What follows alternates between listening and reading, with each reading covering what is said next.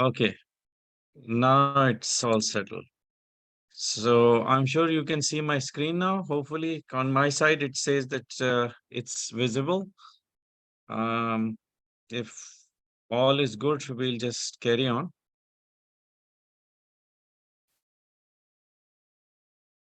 Hmm, okay.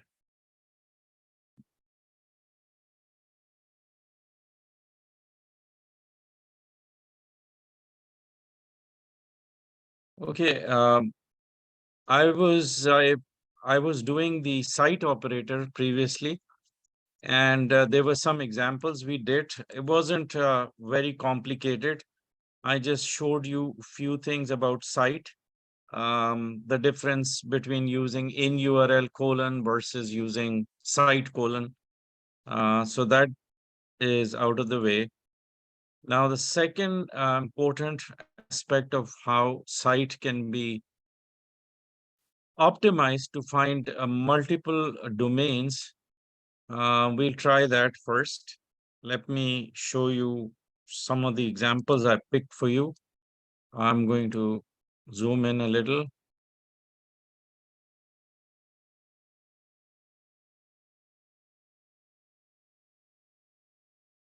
So this is the screen.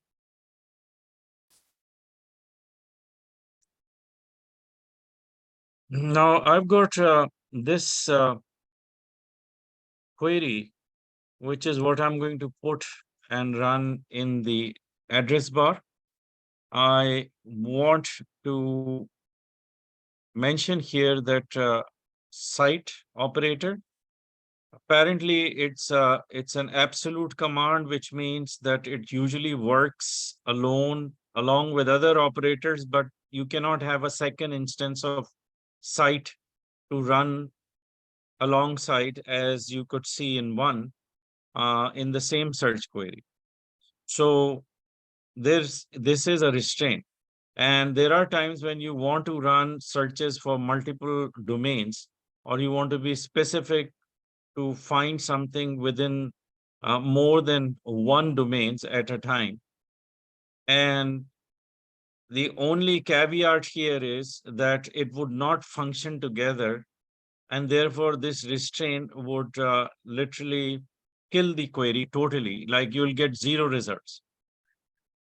So when I wanted to find something like CIRS certification as a search term within the sites aofirs.org or and pinterest.com, I will probably get null results or zero results. But there is a way around it, and we could still run it, except that we have to follow one one additional step to make it happen. So I've just copied and pasted this, and everything's the same. Just two site operators used with CRS certification as our search term. So if I run these two together, let's see what's going to happen.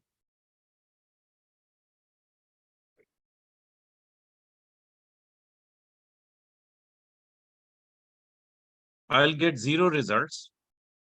And that's not what I want. What I really want is for the search to find it in both of these restraints of domain names. Uh, and I want both to work together. So you remember how we did a bypass with these type of restraints with other absolute operators when we put in or inserted the OR command in between. Right now, I'm using a notation for OR, and I've put a vertical bar between these two. So now the search would instead treat it as a choice and would figure out if to use both or either or as the OR operator sort of overcomes this barrier all the time whenever we insert it between two absolute operators. So let's try it again now. Okay, so between the two, it picked up by the way of how it is ranked. It seems AOFIRS.org has precedence over others from the ranking perspective. So invariably, AOFIRS is coming. You could see right here, but I'm sure Pinterest will show up somewhere later. Perhaps there it is. So Pinterest.com is there as well, but nothing else. Nothing coming from any other domain except for the ones that are restrainers for finding it between these two or both of those. So CIRS certification would work. Now, what happens if I want to again add an additional site or use an additional operation of site colon? I'd be able to do it. No worries. We can still do it. We can do it multiple times. The only constraint is, I mean, generally, as a rule of thumb, we don't do the ORs um, more than 3 instances or where 4 variables are used, because if you really make the query too long using OR, sometimes it starts to become flaky or unstable. It's never a good idea to really extend it far too much. So, I would say like 4, but it's not to say that it wouldn't happen with instances of sites to occur more than 4 times or 5 times or 6 times. So that's just a choice and something which we consider to be a good practice, not to make it too long, too lethargic, and just try to not put far too many variables using ORs. Anyway, so if I wanted to again come back to what else can I do, I can add site and I can add another something. Maybe there is, where else can we find it? We can find it in LinkedIn. I can even find it in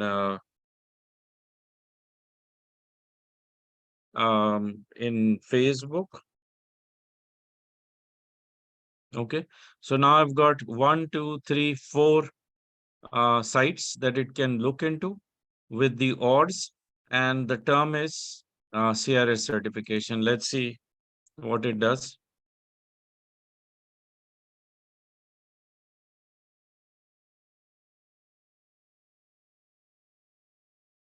It worked, and so many results here. But if we keep going from one SERP page to another, we will eventually be able to find that Facebook is there, LinkedIn is there. Okay, nothing else except for these. So we can do that.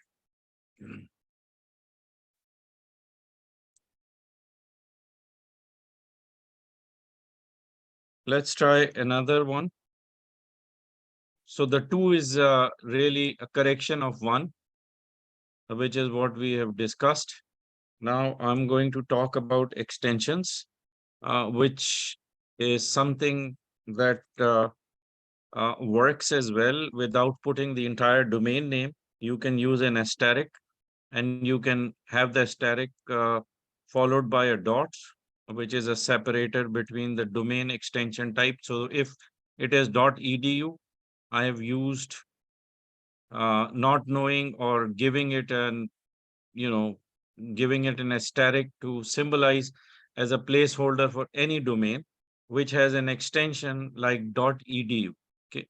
Similarly, I could look into a site which is a extension .org, or so on and so forth. So let's take one of this, and I'm going to try to run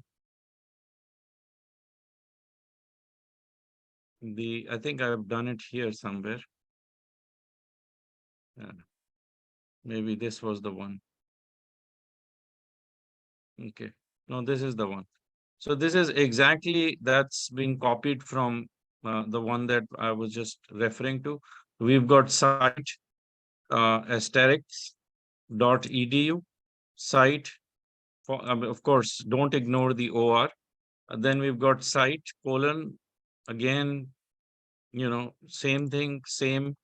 sort of sequence of how we have placed the asterisk followed by dot and org. I can even add an additional. Let's go simple right now. So let's suppose that this is it.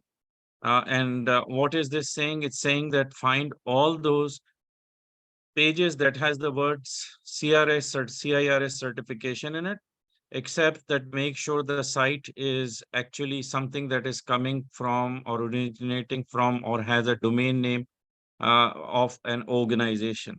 Similarly, for EDU, we've used, from educational institutions, we've used .edu. So when I search, I will find that our source is actually for CRS certification. Logically, the org is going to be more prevalent because it's part of our, that's what really is connected with CRS certification. So all of this, and then maybe somewhere I would also find .edu. Maybe some educational association or educational institution has our reference. If not, then that's fine also, except that we need to focus on what is really available. And we could see that irscompliance.org also has a mention of CIRS certification. But let's keep rolling. Let me see. That's it. So I couldn't find .edu. Perhaps another word outside of CIRS certification that would bring results from EDU as well. So let's see if I use textual semantics, more scientific and has a meaning for any research papers, especially linguistic related. So .edu site, I've replaced the CIRS certification with textual semantics. And I'll even go further. I'm going to put another or, put site again, and I'd say let's do steric dot org edu or gov, right? .gov. And now I'm going to run it.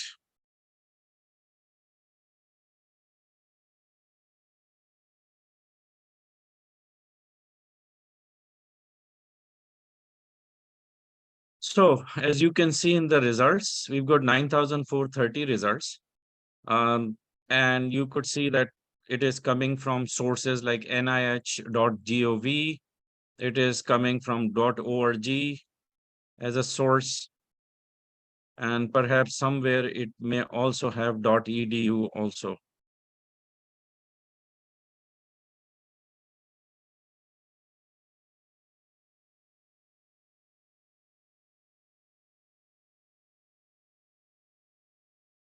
Here is .edu. Okay. .edu. So you can run it like this.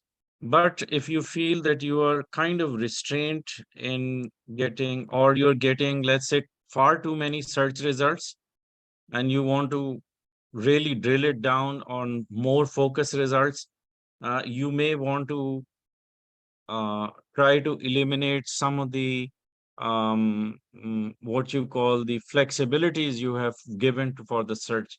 Like one of the flexibility is, of course, the asterisk that you have used. The other is the or, that is combining or giving options. So these two are there. But just getting rid of the asterisk will help in reducing your search results, because asterisk makes it a broader search. That's by default considered to be a kind of a giveaway for letting the search engine decide what to place in there. However, when you get rid of this, it becomes more restrained. That means the ranking theorem starts to constrain that and make it more precise. It sort of looks at what is more prevalent or more what is more acceptable or more popular. Um, so that asterisk, if you get rid of asterisk, it'll still work, but make sure that you don't get rid of the dots, which is what separates the domain name from the extension or the domain type. So let's just say that from this query, or I take the same query and I copy it and paste it in another address bar to make a little bit of amendment, get rid of the asterisks here.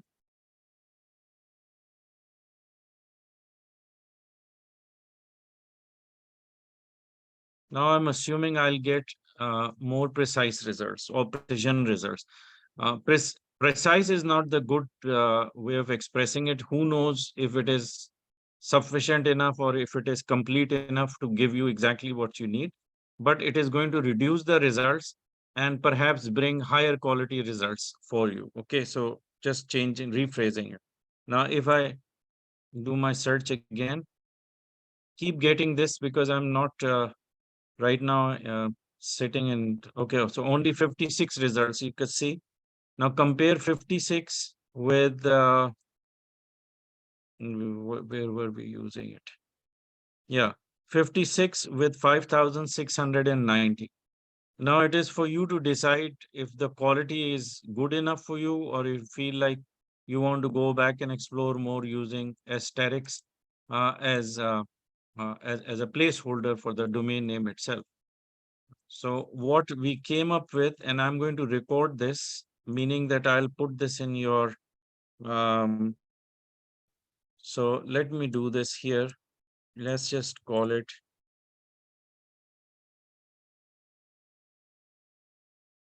hmm, okay, I'll just make it,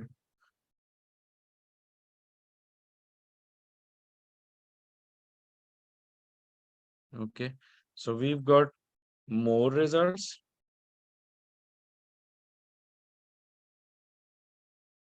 and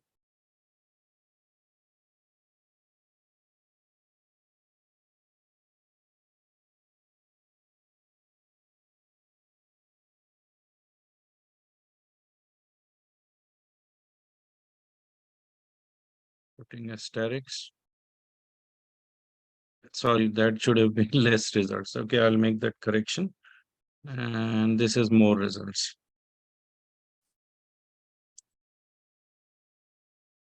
More results, less results. Okay, so you can remember it. Now, this part we have done. I'm going to look at another set of queries, which is with using additional restraints or other operators alongside the site operator. And in 7 and 8, you could see that we have used file type colon PDF in 7 with site, looking for the .edu, .org, uh, .gov, should be gov.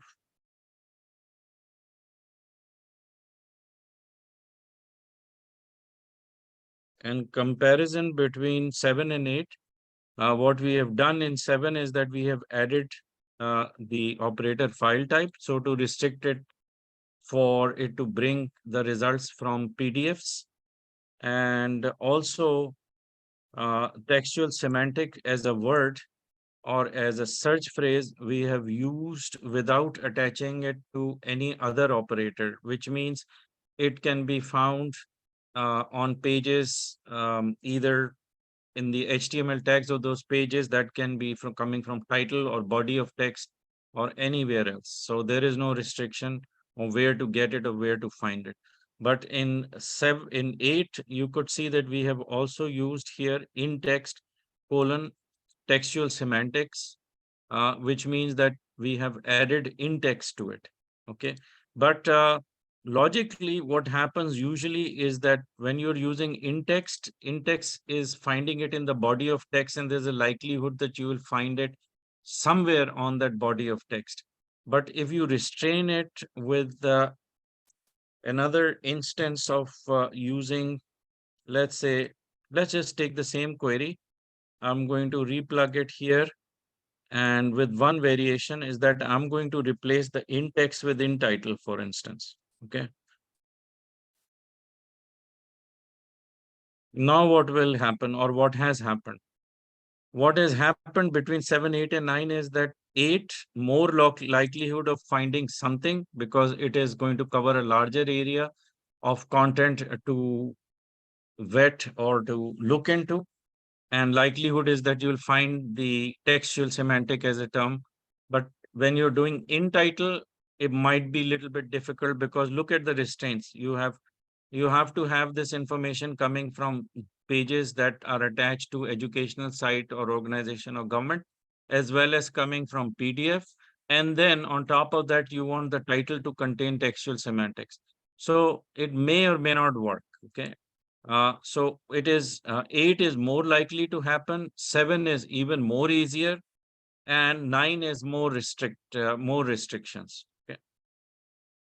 So I'd say in the first one, get most results. Um, more precision results. And in the last one, I'd say um, may or may not work, or could say least results. So these are which you have to play with or work with, and sometimes use it in a very creative way, knowing where it's going to work. So let's try all of these. Let's try 7, 8, and 9. So let me take this one first and see what happens.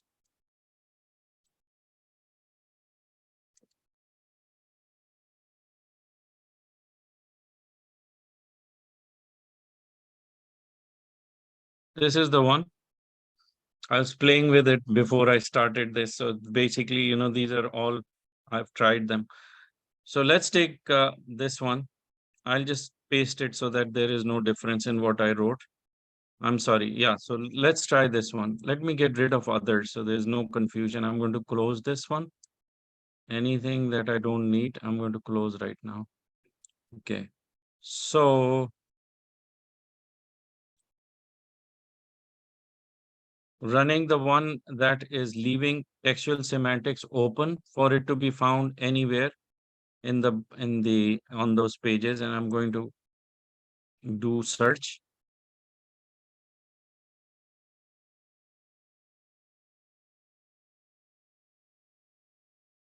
I got 2,660 results, and all of them are coming. The source is PDF files. All of these are PDFs. Now, on the other hand, if I take this one, which is number 8, I used in text. So see what happens using in text.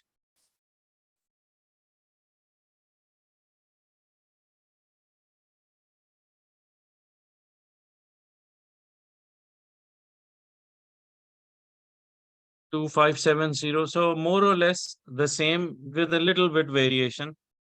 Because by default, the most likelihood of finding textual semantics with all the other constraints is that it will be found in the body of text. So there is not a huge difference, 2570 and 2660. However, when we use everything the same, except where I wrote in text, if I write in title, I will run into some problems.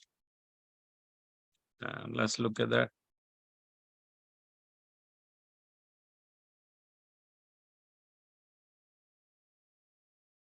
I got 0 results. Okay. So whenever you have a situation like this, you want to open it a little, and I given you the criteria. First of all, you don't have to put any of the restrictors like in title, in text, none of those. Just leave it as a search term, so it is more open and give you not only more results, but it has the ability to well, it will bring you at least some results. Then if you're going to use in text, likelihood of finding something with in text as an additional restrictor, you will have a better chance of at least getting something back in your SERPs.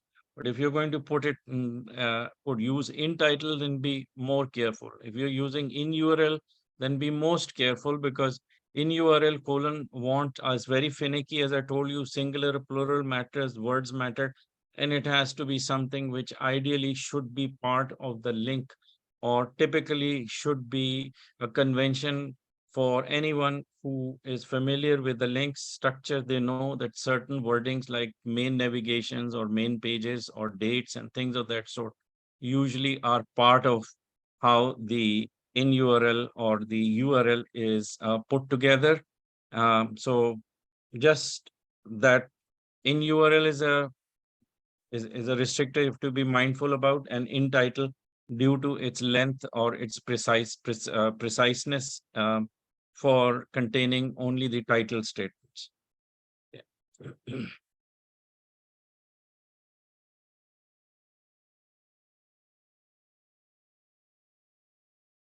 Okay. After this, I'm going to show you some of the date ranges, how you can use date range for finding articles within certain specific period of time. Also, we'll talk about notations like two dots for giving range to numeric values. We will also run some of the operators which perhaps you're familiar with, but I found most of the students don't know about them, like related colon, like link colon, like source colon. So we'll do all those remaining ones, and that will conclude everything to do with advanced operators. And once we got all this finished up, pretty much like maybe 70% of the module 2 is finished. And what will follow after, we'll talk about that later. So for now, this is our agenda, and I'm going to take a break, and I'll let you also go make yourself some coffee.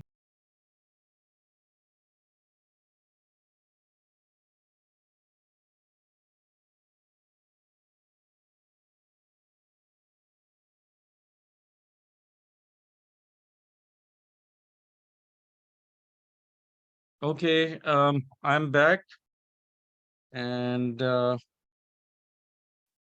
Hannah and Tristan, I hope you're there as well. So let's round up the next half of our session today. Just okay there.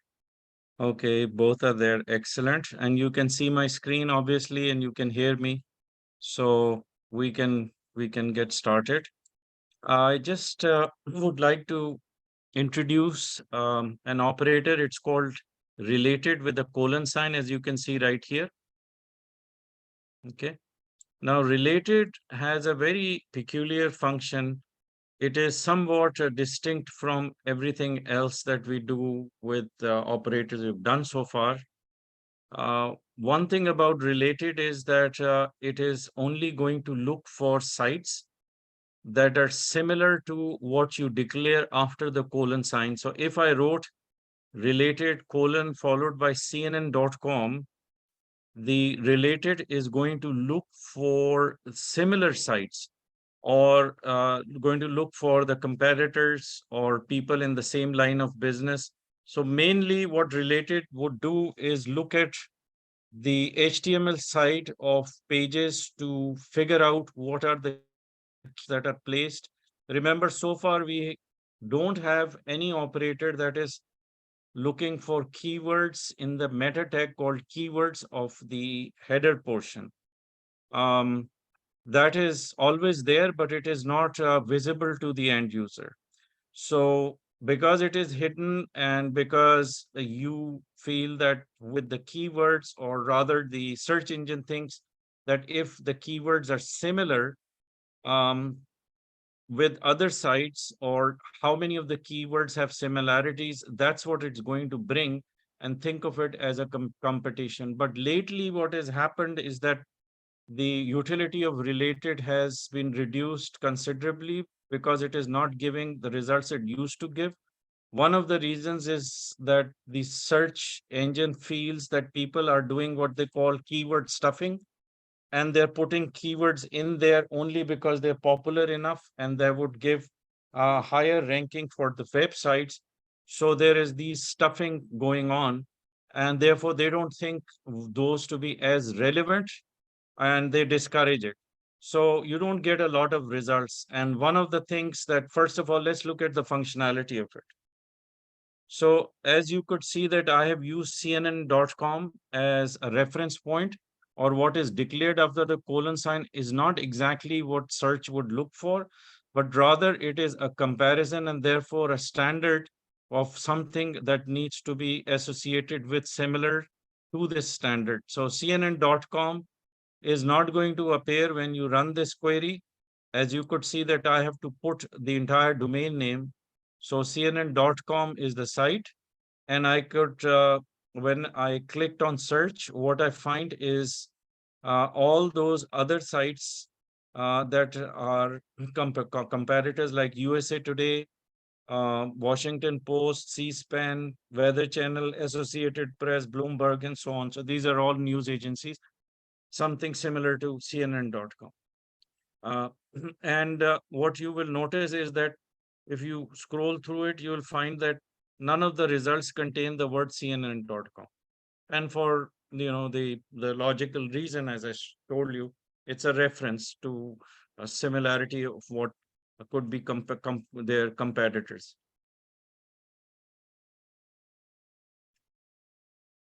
Now, related, don't count on it too much. Okay. Reason being that it does not work with small sites, or it don't work with small businesses. Some of the large corporation, large businesses, what is noticed here with related. So in the sense of how it can be actually utilized to find competitors, I'd say not really uh, something that you can bet on or rely on. But anyway, just because it is there and it works and it is known to do certain actions, you can use it when you have a need for it. Okay. Now, another operator is going to look for the links that contain certain words. So let's suppose if I use the operator link.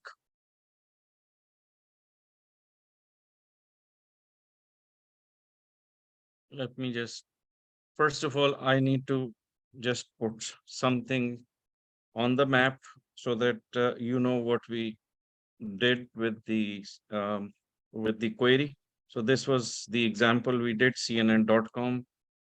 Next, I'm going to show you an operator that's called link, not links with an S, just link.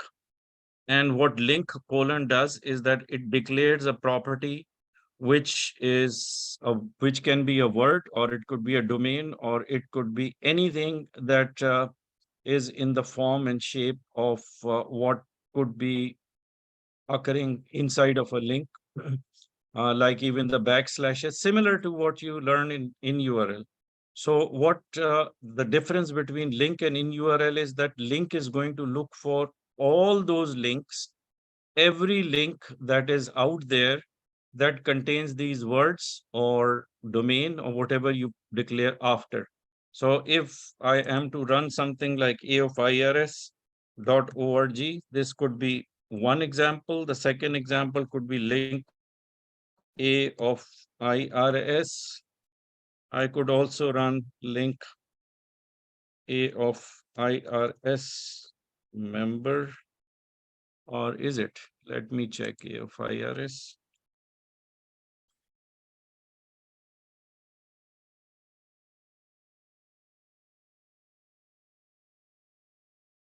What happens if I do this?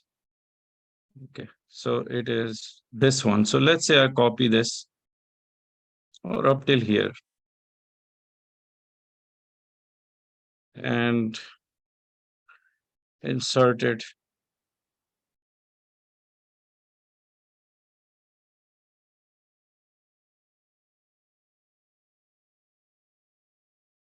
So three things we will do. Let's call it A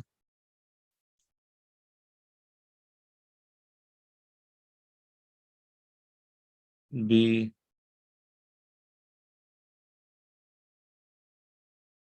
and C. So we can run these three instances. And I'm going to show you the utility of this and what it is capable of doing. And all the time, keep in the perspective the in URL colon, which does something similar, but not exactly the same. So what link is doing is that it is going to find links, actual links that contain these wordings, which can be on third-party platform. It could be a referral pointing to your website or your web page. It could be a link which we call anchor links, meaning that what you get to see as words are kind of hyperlinks. So when you put your scroller on top, it sort of changes colors, but these are clickable. So when you click on these, it has an actual link or a hyperlink that is running behind it, and therefore it actually takes you to another page. So it is those navigations where the words are clickable, and we call them anchor links. Okay, so wherever those are found that contain these words in them, that's what it is going to look for. So it is actually scanning through. Remember when we were doing indexing simulations, you saw that how the indexing system collects all the links that are internal as well as those that are pointing to or attached to certain words, um, and so on. Anyway, we're not learning about links. We are learning about what the link operator does. So it is going to actually start to compare and look for all those pages that has in its links or URL somewhere on those pages a mention of these words, either as a words itself as a domain, or even like could be an incomplete URL or part of the URL, as in C. So um, what this will collect is that it is going to do a very deep search, and it is going to look for all the links, irrespective whether they are connected to your domain or not, or whether those are ones that are pointing to your website. All of these are scooped and scraped basically and brought to your attention. This is a good way of finding out who else is showing a mention or is those links that are pointing to your website, so that you can kind of get a sense of how popular your site is, or what are those people that are mentioning, or even if somebody is plagiarizing or hijacking your pages or using your content, or displaying something on their website, but it is basically the source of it is from your own original domain. All that can be checked using the link operator. So let's try to run this.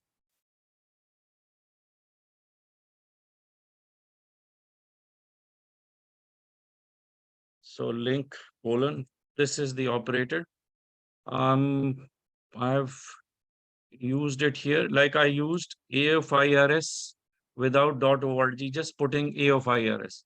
So now, if there is a mention in the link of the word AOFIRS, it will be revealed, meaning that, of course, it is it is also going to be something that is connected to our own original domain, but at the same time, it will bring more results that are coming from other sites as well. So let's say AOFIRS, this is our original domain's original site, which is okay, not to worry about, but look at LinkedIn. So LinkedIn has a reference to AOFIRS. This can be found if we did site colon instead of link, we would only get our pages which are actually coming from our original domain or our own website, but it would not reveal the mention from LinkedIn, for instance. Facebook is coming up.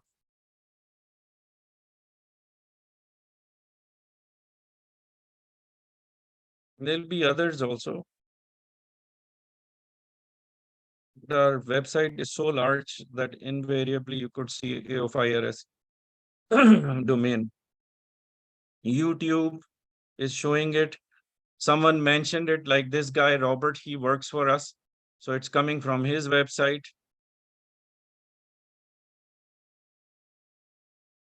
Somebody else, I don't know who this guy is. Those who have qualified as CIRS, they have a mention of AOFIRS. So even those links are showing up. If anywhere we have a logo or something which is mentioning about our social media sites, that would also reveal.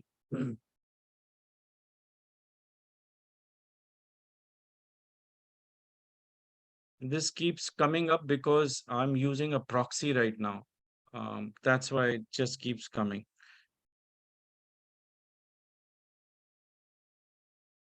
Twitter SaaS Hub is showing it. We don't know SaaS Hub, but here it reveals itself, and basically easy for us to click on and see who is mentioned it, you know. So this is the utility of link colon, and there is another way or another version of how the property or declared property name is set. So in this one, you could see that it is coming with aofirs.org, which is really more of a restraint, meaning that the links should contain the word or the whole domain in it. Usually when people are pointing to our site and there are far too many results because of that, is because we are using AOFIRS as a word. But here we are using as a word still the entire domain name, aofirs.org. So it is now becoming more restrained, and it is more focused on anything that is attached to our domain. So you could see that mostly it will be ofirs.org. But if I want to do, as I said, to see who else is using the AOFIRS or pointing to us, I would rather not use .org, because this is a kind of a restrictor which sort of gives an origin of the source to be coming directly from my website. So my best approach for finding, as I said, others who are using that is to use AOFIRS only rather than .org. So it's just strategy and your own way of how you interpret, your objectives to be achieved by either using just word or the entire domain name. But as you practice and you keep doing these searches online, you will get that proficiency or get that sense of figuring out what could be the best approach in certain situations. In the third example, what I've done is I've used a partial uh, portion of the link, which is taking me to the member site to see if there is a mention by someone about our membership. So I used aofirs.org/member. And be mindful that, sometimes you don't get that many results on your SERPs only because the search engine decides not to send you more than what it thinks could be sufficient. But if you um, ask me, I would call it a bias, which I don't need. I'd rather have a choice on my own to figure out what I need or not need. And therefore, I want search to bring as many results as possible. So in the first go, you would see that it brings very limited results. Let's say if I click on it again, I get only 13 results, right? But if I'm not satisfied with it, I'll go down and push this the Google search to find more results, and I need more results. So I'm going to look at this statement right here. And here you could see that it says repeat the search with the omitted results included. Now, even with clicking on this, of course, I'll get a lot more results, but there could be other results also which it is not showing. You cannot tell exactly what the reason is. They have certain logic or certain way of figuring out as to how many to bring, like what it says at the top for the number of results. If it says 240,000 or 5 million, it won't show you 5 million. So as many as you can get for you to make a choice.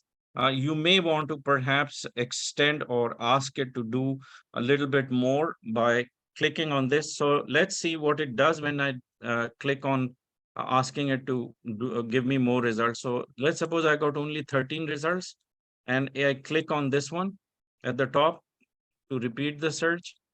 I would certainly get a lot more. So I got 94 instead of 13.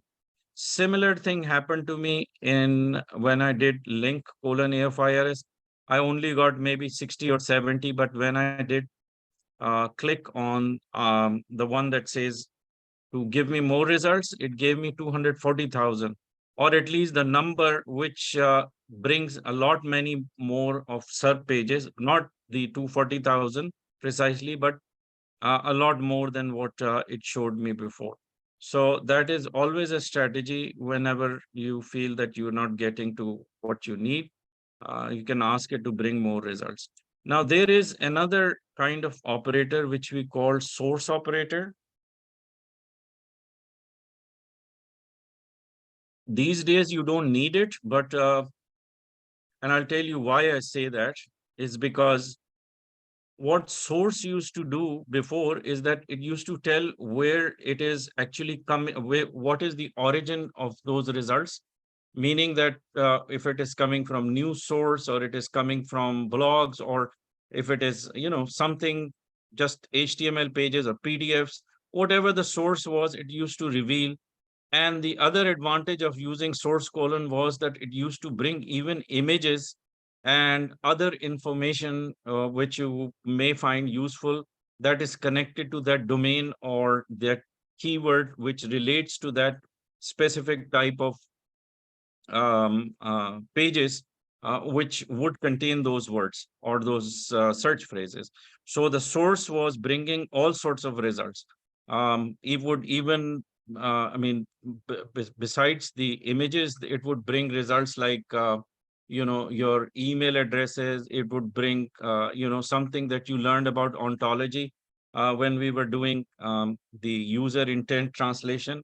We talked about ontology, which is relationship between parties, between individuals and entities. All those things used to be carried along with the source of with the source query and the source colon operator. Now they don't give as much as they used to with the source. The other thing about source is that if you look at the results, for instance, this one, you could see that these are three dots. They just came in about a year ago, if not less. So what these dots are for is that it opens up a pop-up page for you to look at the information that's related to source, or partial information that used to connect with the source that is not visible to you right now. So if I click on this one, first one, it is first of all opening up, it's saying AOFIRS was first indexed by Google in September 2020. So it brings information about the page itself. Then search, and the search appears in the results source aofirs.org. Uh, so if I click on this, there would be more information coming about the page. Okay. And so it continues, means that what used to be brought back to us um, as with the source colon is now actually displayed here. So if you click on these, you will get more information. If I click on this, I'll get to find an exact name for your search, put the phrase in quotes like this. Okay. What's happening here?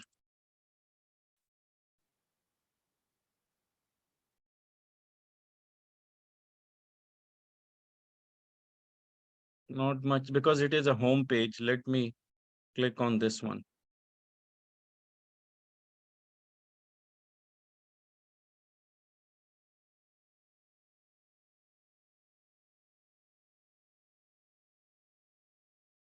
So it's just giving the source of when it was indexed. Nothing more, unfortunately.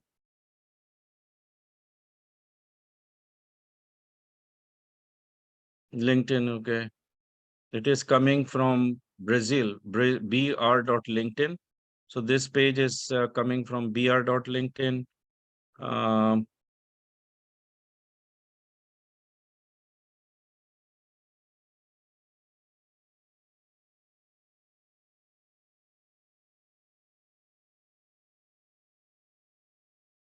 One more thing. So the source colon, you can run it and you could see what is the outcome of this. You could see it is bringing information not only from AOFIRS, but from everywhere. Like, because again, our, yeah, even videos are coming. mm,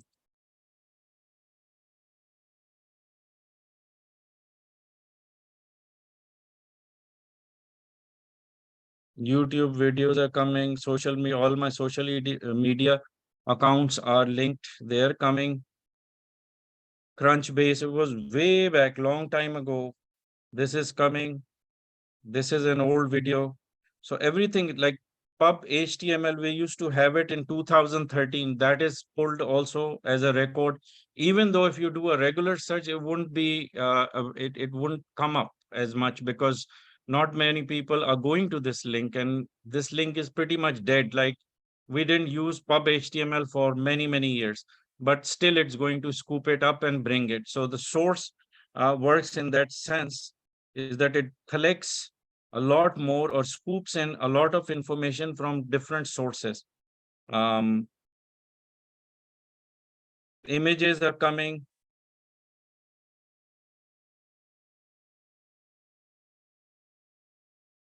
So if I want to do due diligence on some websites to figure out if something that used to be there is no longer available, or something is hiding, not being as popular, or there is some dead link which we haven't, which nobody has clicked on, but it you want it to be revealed. This is one way of figuring out.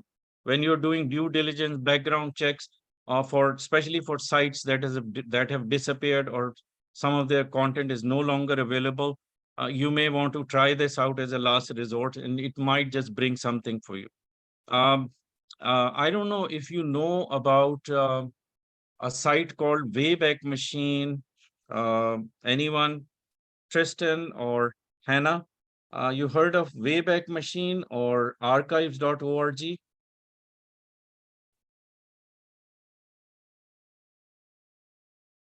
Okay. So Tristan, definitely you know about it. Um, how about you, Hannah? Reason I'm asking is that I can perhaps show you what that does, because it has the utility which is very useful for someone who is trying to look for the content or pages that were there before, and they no longer are available, or the website has disappeared, things like that. Hannah? Hidden, yes. Okay, so let me, for the benefit of Hannah, I'm going to tell you what it does. There is this site called Wayback Machine.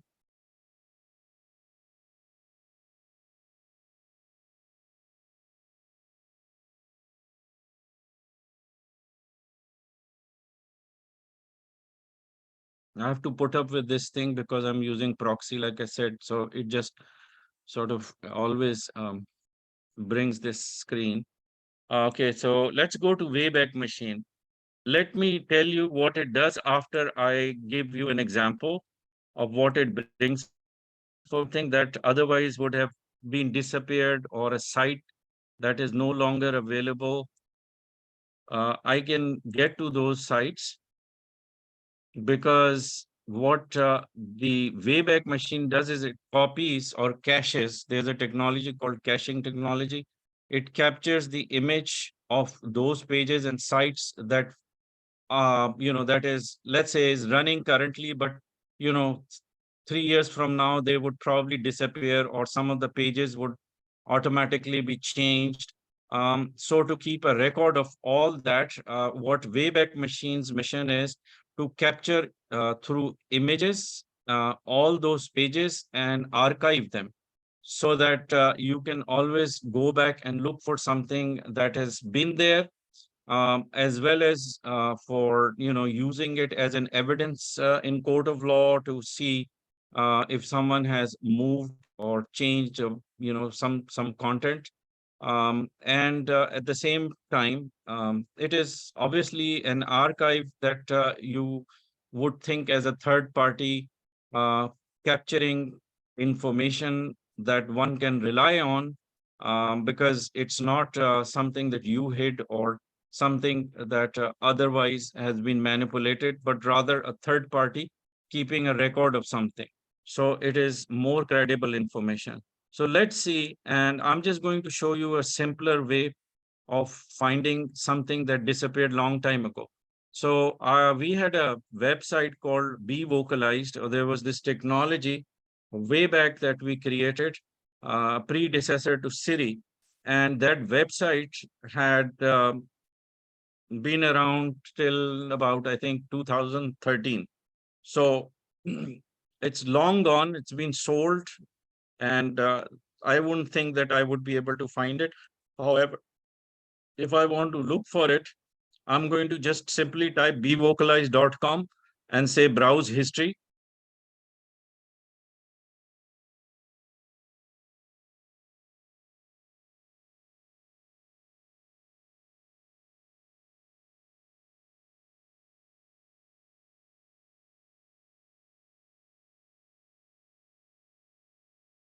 And just look at this timeline. Here you see vertical bars. These are indicating that in 2008, sometimes this site was captured or some pages of it were captured. And so, and it continues. Like in 2008, it captured something around the timeline, perhaps towards December. Then 2009, again, vertical bars showing where these pages were collected. So let me just click on, say, 2009, anywhere here in the bar, and this calendar opens up. And with these calendar on the dates, you could see some of these are highlighted, like this one on 12th of April. So image was captured. When I put my cursor here, I see that there is one snapshot. So I'm going to click on this.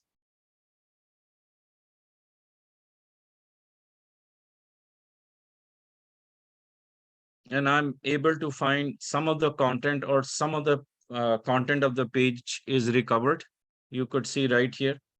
You see, all navigations are dead, but at least you could see what the main navigations were. There was this phone number. And if I go back, and this is all HTML, so there is no dynamic code in there. Just the HTML pages are collected. In August, I got this, August of 2009. Okay. Similarly, so it continues, eh? This is another page. And this was when?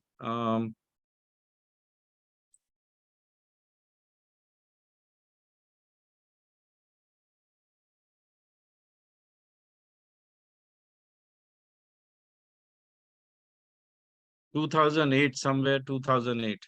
So anyway, this is another thing it allows you to do is that you can actually, you have to take a membership and you can give it a link of the page to be archived. So if you want something that you might want to go back to later on, but you know that it is going to disappear, or for some reason you don't want it to just or move out of your site, you may want to archive it, and you can give it a link and it will actually capture it and keep it as a record which you can later access. So that's what Wayback Machine does.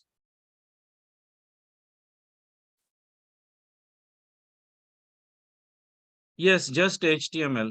It is not going to do anything dynamic because the database has gone for that website. Everything else, sometimes the pictures are gone that are connected to it for it to be made visible. Other times in HTML, there are pictures or images that remain there, remain intact. So it is actually the HTML code along with whatever it can capture as CSS, we call it, the fonts. Sometimes it's the images files that remain there. So all that is available at the time when it was captured, it is going to stay as long as those elements or those information sets remain intact or are not actually linked to some others, some other sources, which obviously would have disappeared by now.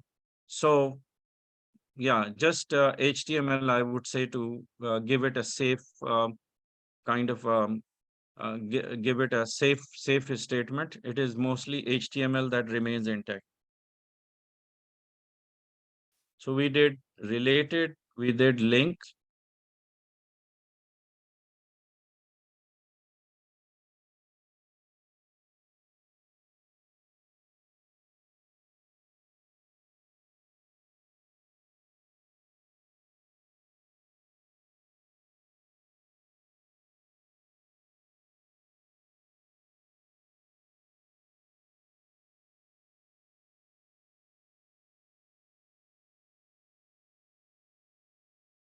Did I send you? I gave you link to some of the videos that I thought would be useful for you to play if you had a chance to look them up. I sent them to you, but let me see if I can refer to one of the videos which is going to talk about the date range, particularly the date range, because you might need it after. Um, I think this is the link. Yes, I query, observe how ranges within the same query string in query. Okay, so I'm sending you a link in the chat box. You may want to look it up later because this is explaining how the date range operators work. And in the meantime, I'm going to run some examples to show you what it's capable of doing.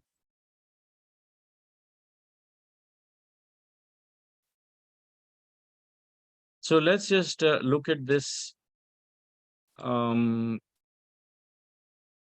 slide.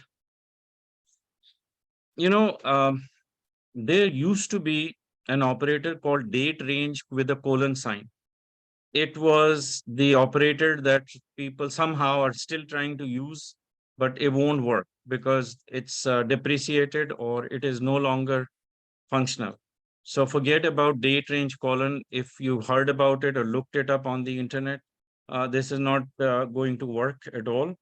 So why even talk about it? So let's look at what is actually functional and what came about recently as something that could work a lot better than date range colon.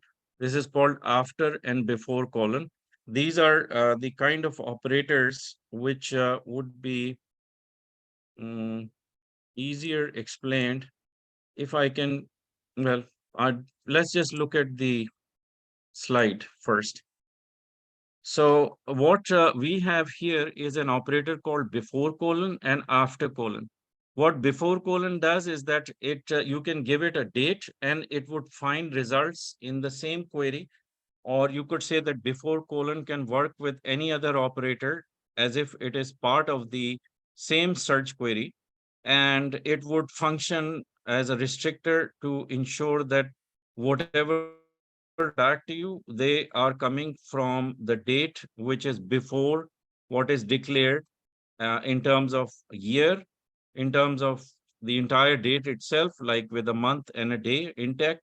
So anything that you write with the before colon as the operator is effectively bringing you the results which is before a certain date.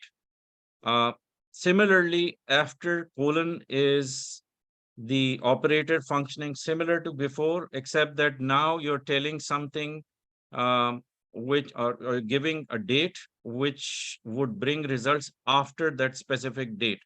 And again, the date needs to be either a year or it can be a full date with a month and the day itself. So that having said, there are certain variations in how we are going to use before and after. Uh, when you're using before and after, you can even use before and after both in the same search query. So let's suppose there was this query where I've used the word Avengers Endgame. This is a video game, I believe. So Endgame, Avengers Endgame, that is released, let's say before 2019. So if I wrote Avengers Endgame as my search term and it is followed by the operator before colon, I could give it a year, which means anything before 2019, meaning it could be 16, 17, 18, but nothing that is going to touch 2019. Similarly, if I use the Avengers Endgame as my key term and I write after 2019-0401, meaning a year followed by the month and then the day, I could use a date in the structure format that is prescribed, typically prescribed by Google, as you could see that year followed by month and the day. So remember that. So this is one way of writing after. I could even put just 2019 as a year, similar to what I did with before, and not necessarily have to put the month and a day. So effectively, it is recognizing before a year itself, the entire year that, but you have to make it a complete year. Like you have to put 2019 and not, 19 or 20. Then, if you have to put something in the date format, then the prescribed structure is the full date structure is, as you could see right here, there is year, month, and a day. And you can even use to make it a range or effectively something which is going to give demarcation or give two extremities of after and before a certain period, which is denoted by the date itself, before a certain date, after a certain date, or it could be a year alone. So let me just try to mm, just copy this. I'm going to copy it. I should have copied it before, but I'm going to do it now. It takes away a little bit of extra time, but I'm sorry I didn't prepare for it. So do it very quickly. I just want to give you some examples of how the dates might work. And then the video I showed you or the link that is in your chat box, don't forget to go through it because it has better examples and a lot more ways in which you can use these before and after. So it'll be nice if you can find some time to review that video. Okay, so let me put this here quickly. This is the last one.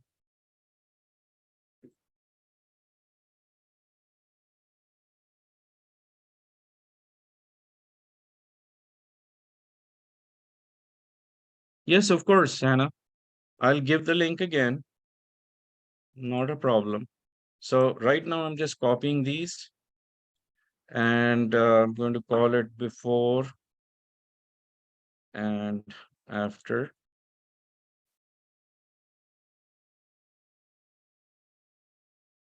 All right. So let me give you the link again.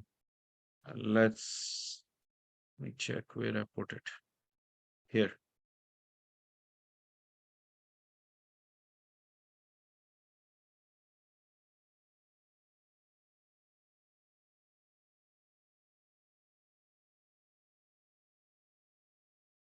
Okay, so I believe you got the link. Okay.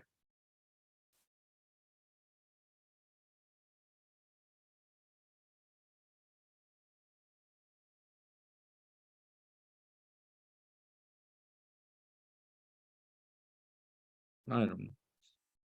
Kind of.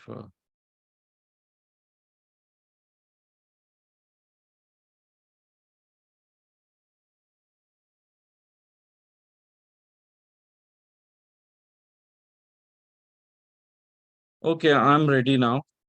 Let me just show you. Let me first see if I can zoom in a little bit more. All right, there we go. So before and after. Now, here you could see Avengers Endgame. I could actually put it within quotes. So to make it a search term, I want it to be found before 2019, and I wrote 2019 like this. I could even write the same thing and give it another version, and I could use the month and the day. Okay, so this is good. This is workable. Now, these two are recommended. So let me just call it 1 and 2. These are recommended uh, formats, which is what Google has mentioned or described basically. But we found that there are other ways in which we can actually apply the date formats. Now, here we're just talking about before, so never mind after or anything that is a combination. We're just giving it a conceptual value uh, for your understanding. I could even write the date like this. It would still recognize it. But at all times, my format, if I'm using the before or after, it has to be a year, it has to be the month, and it has to be the day. Okay. So this is what you're going to follow, right? Now, if I want to give it a range of, and by the way, the same thing would work for after. So I don't have to repeat it, but let's assume that if I substituted before with after, it will still work the same, except that whatever needs to be found has to be extracted or delivered to you coming from its date and timestamp to relate to a period which is after that certain date or before that certain date. So that's where you would have to figure out if you want to use before or after, or you want to use them together as a range. For example, if I create a range, which we did over here,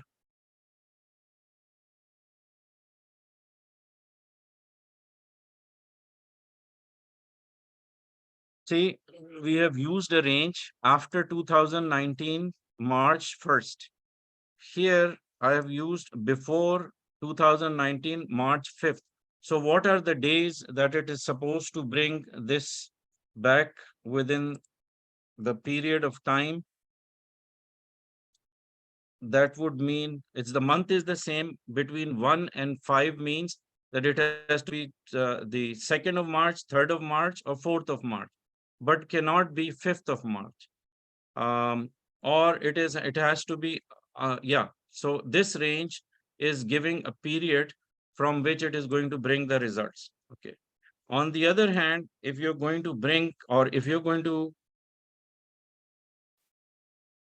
let's suppose you don't have the entire date of anything that could be before or after.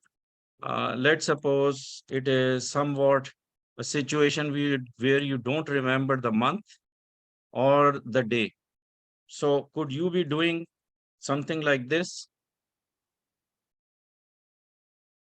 Okay. You can't. First of all, it is 2019 here and 2019 here, so it wouldn't know where it's going to go. Of all, the date has to be, if you're using all these three elements with the day and the month intact along with the year, then what is to follow as a range or the other extremity of the range, you it has to also have all those attributes. So this would become incorrect. Okay. I would call it flaky because somehow this sort of type of query has a way of somehow executing, but whatever is flaky or is not up to the standard or the quality is, or it is not executing as commanded, it is from the perspective of the quality of search or how you're going to apply it. you rather drop it than to use it in all different ways, because Google has that tendency to bring you some results. It would rather not give you a null result, so it makes it flaky. I wouldn't call it incorrect, but let's call it flaky. Okay, so this is flaky, I'd say. Then, for those that have not attended the lectures, or they have, they'll have to read a lot in the book and read between the lines also, might be very difficult to interpret and basically cover everything.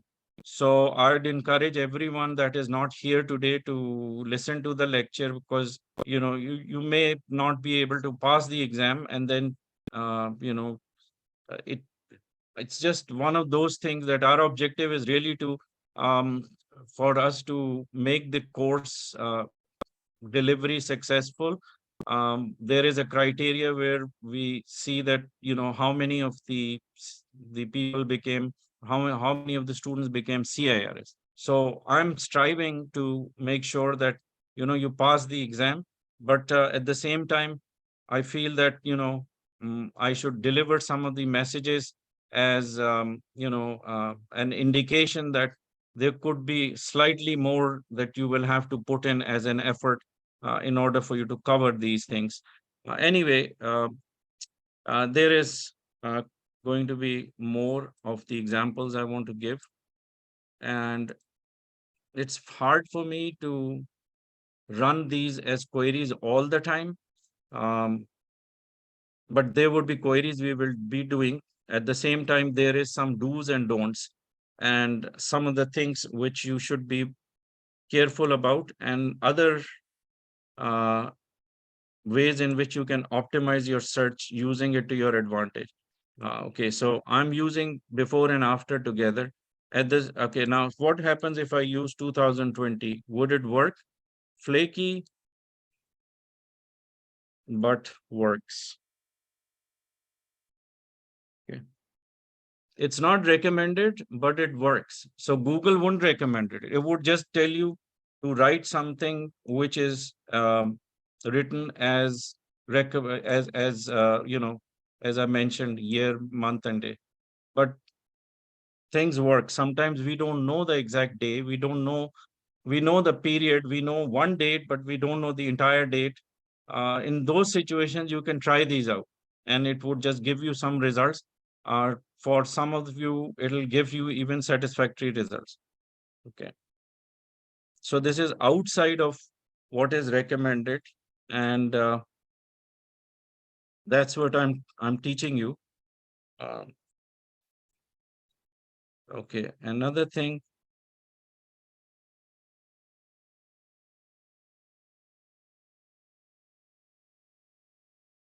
and don't write like silly dates like after 2019, before 2020. You know, it doesn't make sense. It would get confused. So what is in between 19 and 20? Nothing, right? I mean, it's not a fractional thing. So date is not in fractions. Mm.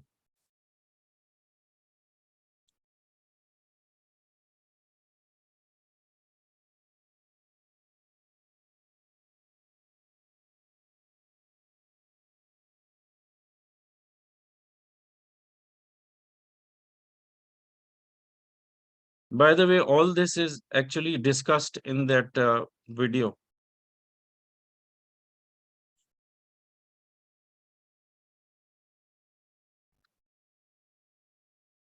Another thing that you don't want to do, don't use the term inserting it in between this. Not a good idea.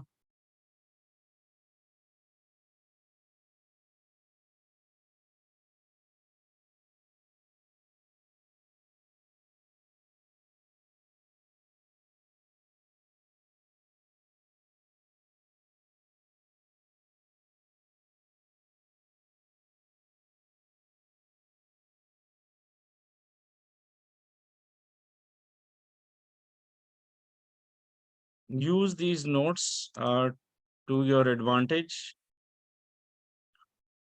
Okay, after 2019, before.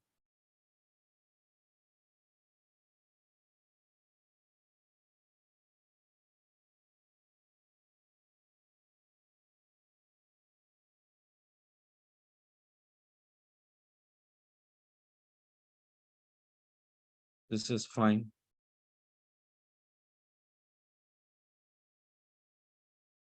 Okay, so now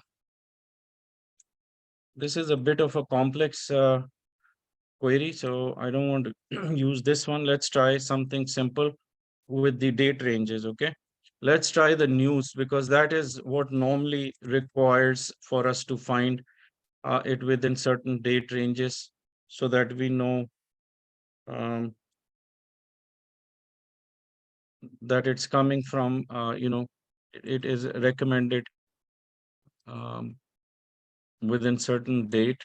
So I'm going to take, where do I take the examples from? So I'm going to take an example from the book.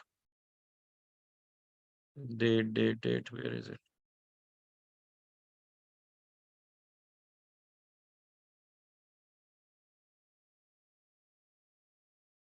F. Oh. mm,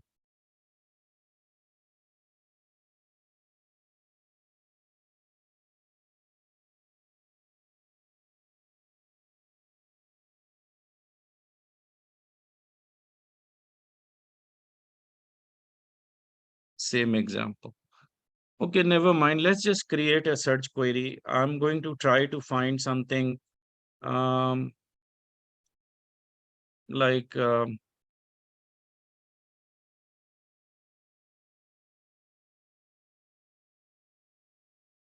let's take a topic. Mm,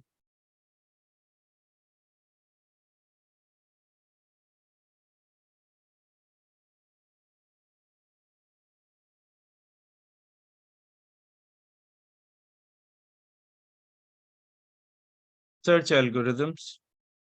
And I say I want a result that is coming from a news source. So I would use in URL news, and I would say I need it after, let's say 05, no, 2000. I'm just going to use the year, okay, first. So 2019, but before 2022. So 2020 and 21. So 20, I should get results that are coming from year 2020 and 21 and not 2022 and not 2019. So let me try this. I'm assuming search algorithms would be somewhat in the news somewhere. So in URL is going to ensure that the URL or the source where it's coming from is a news source.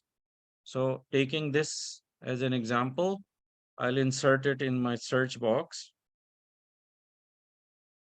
and see what it does. Okay,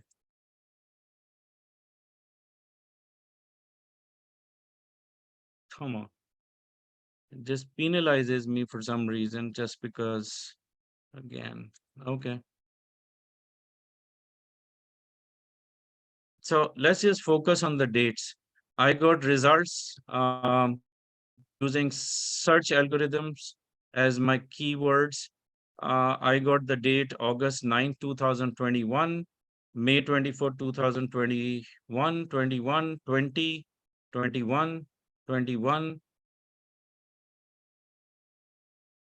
21, 20. So what was the query? Query is that find me results coming from the news source with search algorithms as the keywords, but it should be after 2019, before 2022. That means they should be coming from 2020 and 2021. And that's exactly what it has been showing. See, if you look at the dates. And when I put in URL where the news as my key term for it to be included in the link somewhere, I made sure that it is defaulting to sources like the news sources, Press Gazette, um, ABC Action News. And you could see invariably all of these are showing dates because if it is a news source, the logic for the news to appear as a news is for it to have a date and time stamp, or at least the date stamp that is telling when the news is coming from, or when the news is coming from. So obviously, this query worked, and so we got done with before and after. Any questions on this? Anything, or did we want to make it even more, say, specific? So let's suppose we do 05 May 2019 and say 0 May 10th, 2019. Anything after May 10th, 2019, but before, say, August 2022, and give it a day 21st. So August 21st. Now just remember these dates. Okay. So anything that is going to come after May 10th, but before August 21st. Let's try this one.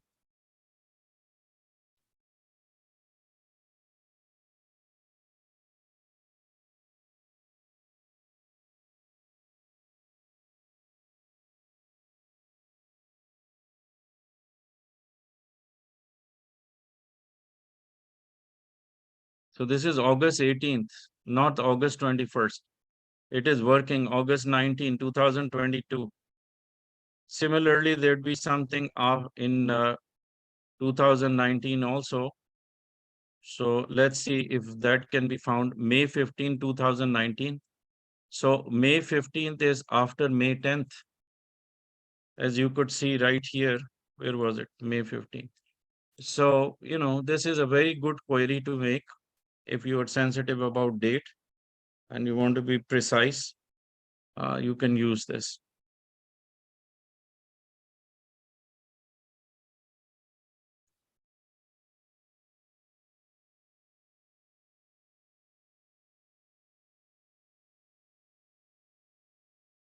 So we finished up in title, in text, in URL, site, file type, before, after, or not, quotation. These two dots, there are some notations that we'll try to cover. There would be notations and some key terms like zip. For the zip code, we can use @, hashtag, two dots, and the quotation marks we already have done. So that's what we will be working with when we meet next, because I won't like to cover all the notations and symbols that we can use in the query. And that's going to be another chapter or another subject. And that would be the last of what we needed to get to learn about putting the queries together. Um, After this part, after the notations and symbols, we would be doing some complex search queries, meaning that it will be situation based. Like, let's suppose if you, and I always ask students at that point is like, what is their area of interest, or where do they search most, or what do they search for most, which could be helpful, and they can bring some of their problems or maybe examples to search in that specific kind of area of interest. So that having said, you're most welcome to bring it to the class when we meet next. And then I call it situational queries is because if you look at the chapters in the book, you would see that we have distributed or sort of categorized them under some headings of, things like, looking for real estate, looking for resumes as HR, um, doing some investigative research, background checks, finding people, finding business, and so on. So those are very nicely laid out as chapters in the book. And you may want to just have a quick glance to see what could be the best area of interest. Obviously, we cannot cover everything because there are so many of those examples. And it would be nice to find that particular area of interest from any one of you. For now, we just are three of us I keep saying three of us is because seems that Hannah and Tristan, you both are sticking in there and you're basically pretty much present every single time. And not only that, I'm grateful, but I would ask you to, bring to the class something that is more challenging. Perhaps between three of us, we can bring some examples that could benefit others. Otherwise, I will just take a standard approach, pick up my favorites or pick up anything that I feel, uh, you know, that are easy for me to, sort of present in the class. So, whatever the case may be, you're most welcome. Either take my examples the next time we meet, because we will be doing complex searches. And when we say complex, it is not only situational related, but it is going to use a combination of operators, which means that I might just ask you, like, what would you recommend that we would use instead, or how we can improve the query or make it work in a certain way or move from one direction to another. So that those are the things that needs to be covered. Um, I guess it's going to be more intense. Next time we meet, it's going to be Wednesday evening. And if you can come prepared, that'll be nice. Otherwise, it's not an issue. I know what is regularly or generally considered, you know, difficult areas. So I will try to tackle that. So any question thus far, Hannah or Tristan? If not, if not, then we all go home, right?